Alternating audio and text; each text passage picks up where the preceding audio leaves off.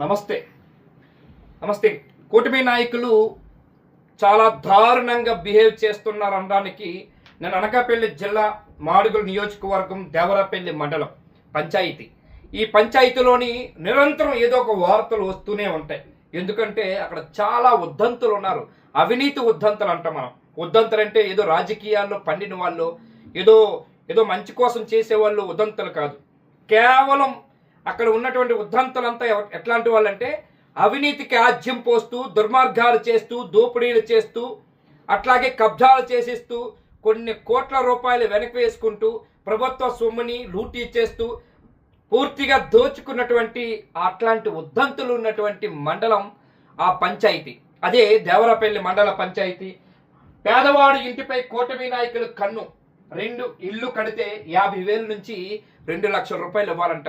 అక్కడ ఇల్లు కట్టాలనుకుంటే ఎవరైనా అక్కడ వాటర్ ఇట్స్ మేబీ ఎవరైనా ఇల్లు కట్టితే 50,000 నుంచి 2 లక్షలు మూట కట్టవలసిందే. లేదు అనుకుంటే పంచాయతీలో ఉన్నటువంటి ఆ బాస్ ఉంటాడంట. ఆ బాస్ అంటే ఉద్దంతుడు. ఉద్దంతుడు అంటే ఎవరు? అవినీతికి ఆజ్యం పోస్తూ, అక్రమాలు చేస్తూ, దుర్మార్గంగా వ్యవహరిస్తూ, దోపిడీలు చేస్తూ, రౌడీయుజం చేయించేసి కాలుకి చెయ్యి ఏమంటారు మట్టి అంటకుండా చేసేటట్టు ఏర్పాటు చేసే ఆ ఉద్దంతుడు చెప్తే అక్కడ చేసేస్తారంట ఆ పని వాళ్ళు. అదేంటో ఒక్కసారి చూద్దాం. 2 లక్షల వరకు ఇవ్వాల్సిందే.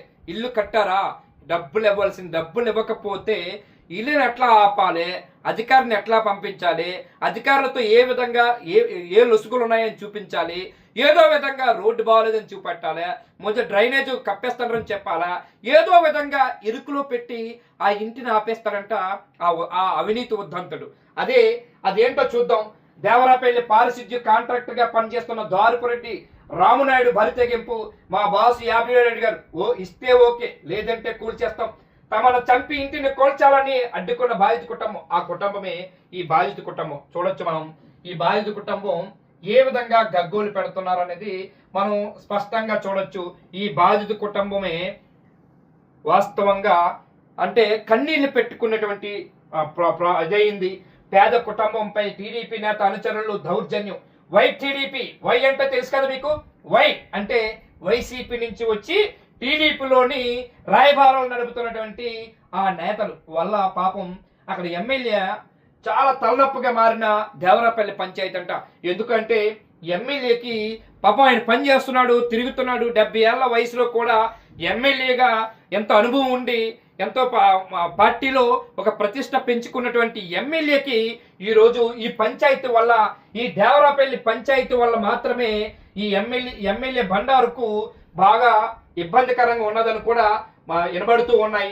నిరంతరం వార్తల్లో దేవరాపల్లి పంచాయతీ అధికారులు లేకుండా కూల్చే అధికారం నీకెవరు ఇచ్చారని నిలదీసిన స్థానికులు అక్కడ గగ్గోలు పెడుతున్నటువంటి బాధితులు గగ్గోలు పెడుతున్నారంట.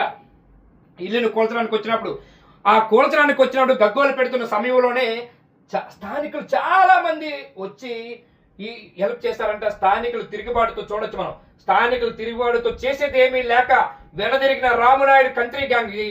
ఇది ఈయనే ఇక్కడ చూడొచ్చు. వీళ్ళు వెనదిరిగిన రామునాయుడు కంట్రీ గ్యాంగ్. నేను చెప్పినట్టు వినాలి, నేను అడిగింది ఇవ్వాలి, లేకపోతే మా బాసు వదలడు. మా బాస్ అంటే ఎవరో తెలుసు కదా. బాస్ అంటే అవినీతి ఉద్దంతుడు, మనకు తెలిసిన విషయమే. ఓకే, బాధిత కుటుంబంతో రామునాయుడు వార్నింగ్. ఎండోమెంట్ స్థలంలో ఇప్పటికే నీ సెలూన్ షాప్ తీయించాను. ఏం చేస్తావు? తీయించేస్తావు. ఏం చేస్తారు వీళ్ళు? పేద కుటుంబాన్ని పొట్టన పెట్టుకుంటారా? అంటే పేదోళ్ళ మీద వీళ్ళ కన్నా? పేదోళ్ళు అంటే అంత చులకనా? ఇంకా నాటకాలు వద్దు, నేను చెప్పింది వినాలి. ఇవన్నీ జరగకుండా ఉండాలంటే ఇప్పటికి 20,000 ఇచ్చావు, మరో 30,000 కావాలి. ఇవ్వకపోతే ఈ రోజు జరిగిందే మళ్ళీ రేపు జరుగు తీరుతుంది. చేసేది ఏమీ లేక లబోదిబో అంటున్న బాధితులు దేవరాపల్లి పోలీస్ స్టేషన్ లో ఫిర్యాదు చేశారు. మేము ఎవరిని పంపించలేదని పంచాయతీ సెక్రటరీ సృష్టి కూడా చేశారు. ఇక దేవరాపల్లి పంచాయతీలో ఏదైతే ఒక్కసారి మనం చూడొచ్చు. అవన్నీ కూడా మనం చూపించే ప్రయత్నం చేద్దాం. ఒక్కసారి అవి కూడా చూద్దాం. మనం చూడొచ్చు ఇక్కడ దేవరాపల్లిలో మహారాజశ్రీ గౌరవనీయులైన దేవరాపల్లి పోలీస్ స్టేషన్ హౌస్ అధికారి యంత్రాంగానికి రాయి విన్నపం. దేవరాపల్లి ఇదిగో మా ఇక్కడ డబ్బులు తీసుకున్నారు. ఇక్కడ చూడొచ్చు 20,000 లంచం.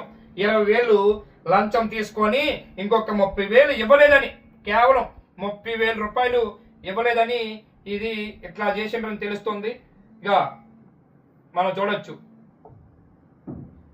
20,000 ఇచ్చారు, 30,000 రూపాయలు ఇవ్వలేదని ఈ తతంగం అంతా బయటకు వచ్చింది. ఈ బయటికి రావడానికి కారణం కూడా అదే. కేవలం పేదోడి మీద పడ్డం ఎంతవరకు సబు అని చెప్పేసి అని ఇప్పటికే వినబడుతూ ఉన్నాయి, గుసగుసలు వినబడుతూ ఉన్నాయి. ఇట్లాగే దేవరాపల్లి ఒక చర్చ జరుగుతూ ఉన్నది. ఈ పేదవాళ్ళ కుటుంబం పైన వీళ్ళు వాళ్ళు పంతంగా వెళ్తున్నారని కూడా తెలుస్తున్నది. ఇంటిని కూల్చేయాలని పారిశుద్ధ్య కార్మికులు పంపిస్తున్న రామునాయుడు చూడొచ్చు మనం. మండల కేంద్రం దేవరాపల్లిలో నిరుపేద కుటుంబం పై స్థానిక టీడీపీ నేత అనుచరుడు బ్రోకర్ దౌర్జన్యానికి దిగాడు. స్థానిక పంచాయతీ పారిశుద్ధ్య కాంట్రాక్టర్ గా పనిచేస్తున్న టీడీపీ నేత అనుచరుడు దారపరెడ్డి రామునాయుడు బరితెగించి పేద కుటుంబం ఇంటిని కూల్చేందుకు ప్రయత్నించడం తీవ్ర ఉద్రిక్తకు దారితీసింది. శ్రీకృష్ణ ఆలయానికి సమీపంలో ఉన్న దేవరపల్లి సచివాలయం 2 భవనం పక్కన నాయి బ్రాహ్మణ సామాజిక వర్గానికి చెందిన ఆతవ్ ప్రసాద్ తన ఇంటి ముందు భాగంలో వర్షపు నీరు ఇంటి లోపలికి రాకుండా నిర్మాణాన్ని చేపడుతున్నాడు. ఇదే అదునుగా చూసుకొని దారపరెడ్డి రామనాయుడు పారిశుద్ధ్య కార్మికులతో కలిసి గుణపాలతో ఇళ్లను కూల్చివేయాలంటూ హుకుం జారీ చేశాడు. ఇది మనం చూడొచ్చు. ఈ ఎట్లా హుకుం జారీ చేసి ఎట్లా పంపించడం మనం చూడొచ్చు. అట్లాగే అక్కడ భార్య పిల్లలతోటి వేడుకుంటున్నా సరే వదలకుండా 20,000 రూపాయలు ఇప్పటికే ఇచ్చాం, ఇంకా 30,000 రూపాయలు ఇవ్వాలంటే మీకు లంచాలు ఇచ్చుకొని మేము ఉండలేము అని చెప్పి కూడా ఫిర్యాదులు కూడా పేర్కొన్నారు.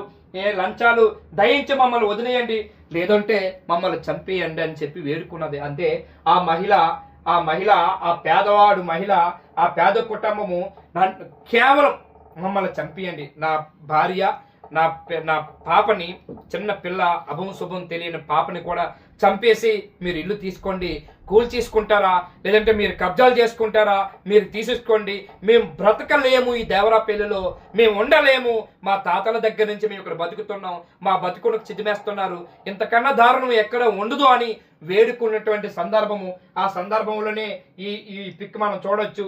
ఇట్లాంటివి జరుగుతూ ఉంటే ఎమ్మెల్యేలు, మంత్రులు, ఇక్కడ ఉన్నటువంటి అధికార యంత్రాంగము, ఇక్కడ ఉన్నటువంటి ఎంపీడీఓ, ఎంఆర్ఓ అధికారులు, రెవెన్యూ అధికారులు, విలేజ్ సెక్రటరీలు ఏం చేస్తున్నారు? పంచాయతీ సెక్రటరీలు అంతానా? ఎందుకు ఆజ్యం పోస్తున్నారు? ఎందుకు ఇట్లాంటి వాళ్ళు ఇచ్చేస్తున్నారు? వెంటనే క్రిమినల్ కేసు పెట్టండి, వెంటనే వాళ్ళ మీద చర్యలు తీసుకోండి. వీళ్ళ మీద ఎట్టి పరిస్థితులు కూడా వదలడానికి లేదు, ఎట్టి పరిస్థితులు కూడా వాళ్ళ మీద చర్యలు తీసుకోండి. ఈ బ్రోకర్ రామునాయుడిని వెంటనే అరెస్ట్ చేసే ఏర్పాట్లు చేయండి. వెంటనే ఇట్లాంటి వాళ్ళని ఉపేక్షించవద్దు.